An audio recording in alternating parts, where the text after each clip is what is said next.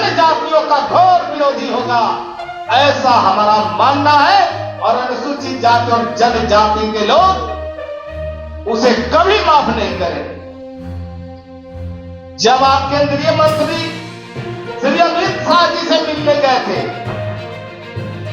आज उनके गोद में खेल रहे हैं।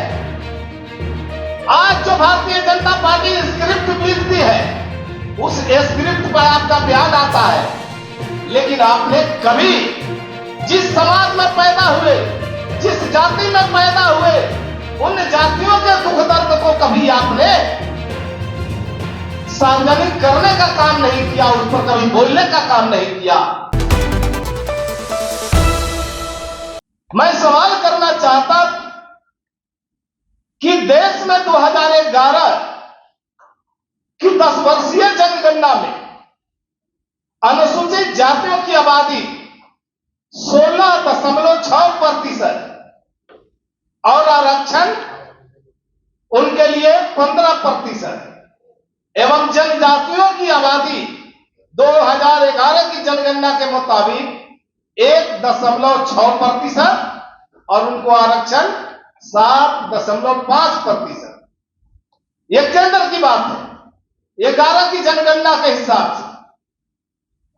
अब अनुसूचित जनजातियों की, अनुसूचित जातियों की आबादी बिहार की बात हम करते हैं तो बिहार में अनुसूचित जाति की आबादी आज 19.6% है, लेकिन बिहार सरकार ने उनके लिए आरक्षण की व्यवस्था 20% कर दी है।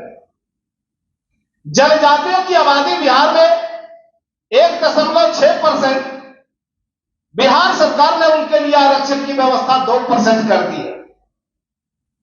हम पूछना चाहते हैं मांझी जी से कि आप तो केंद्र की सरकार में केंद्र के साथ चले गए हैं,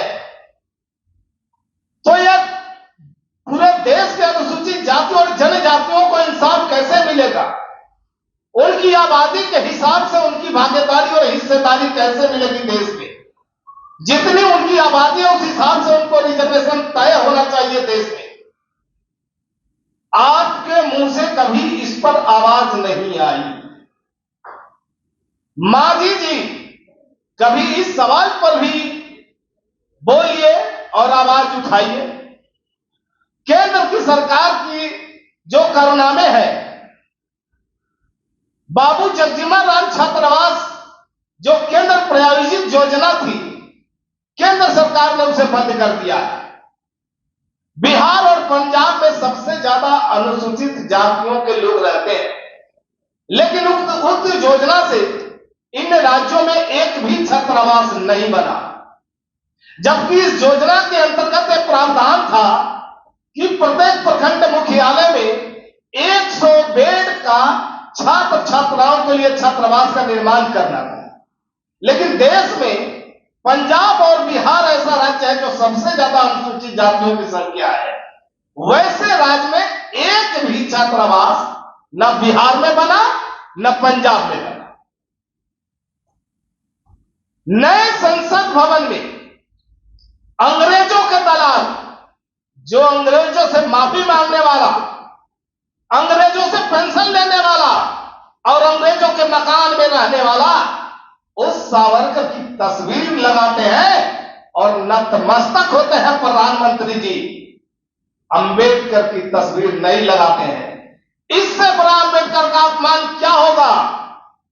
क्या मांझी जी आपने इस पर कभी सोचा, कभी चिंतन किया, कभी इस पर आपने कुछ बोला? पर्वत पुरुष बाबा दशरथ मांझी जी को माननीय मुख्यमंत्री नीतीश कुमार जी ने तो अपनी कुर्सी पर बैठाया था। क्या आप उन्हें राष्ट्रीय स्तर पर सम्मान दिलाने का भी काम नहीं करेंगे? आप तो उन्हें भारत रत्न की उपाधि दिलाने के लिए गए थे। नए संसद भवन के शिलान्यास में महामहिम पूर्व राष्ट्रपति श्री रामनाथ कोविंद जी को नहीं बुलाया गया और उद्घाटन के क्रम में भी महामहिम राष्ट्रपति महोदया श्रीमती द्रौपदी मुर्मू जी को भी नहीं बुलाया गया।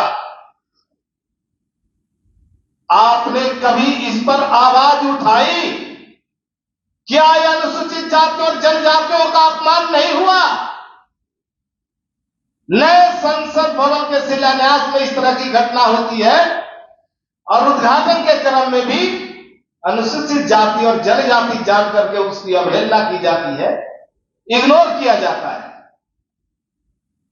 बाबा साहब डॉक्टर अंबेडकर, बाबू जगजीवन राम, श्री रामनाथ कोविंद जी, द्रौपदी मुर्मू जी और पर्वत पुरुष बाबा दशरथ मांझी जी के अपमान करने वालों के साथ जो राजनीतिक रूप से खड़ा होगा वो अनुसूचित जातियों का, जनजातियों का घोर विरोधी होगा, ऐसा हमारा मानना है। और अनुसूचित जाति और जनजाति के लोग उसे कभी माफ नहीं करेंगे।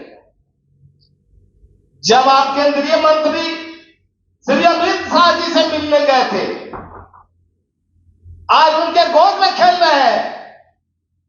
आज जो भारतीय जनता पार्टी स्क्रिप्ट लिखती है उस स्क्रिप्ट पर आपका बयान आता है, लेकिन आपने कभी जिस समाज में पैदा हुए, जिस जाति में पैदा हुए, उन जातियों के दुख दर्द को कभी आपने सार्वजनिक करने का काम नहीं किया, उस पर कभी बोलने का काम नहीं किया।